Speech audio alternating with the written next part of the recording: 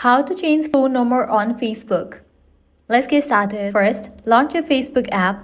Make sure you have already logged into the account. Now navigate to the menu page.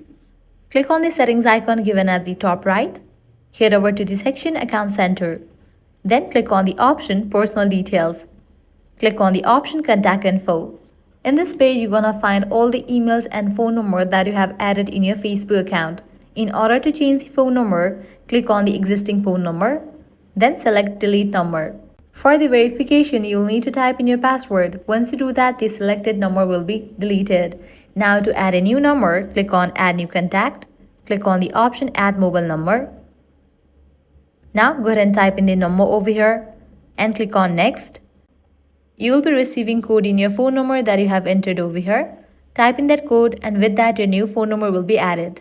So this way you can easily change phone number on Facebook. If this guide helped you out, don't forget to like, share and subscribe.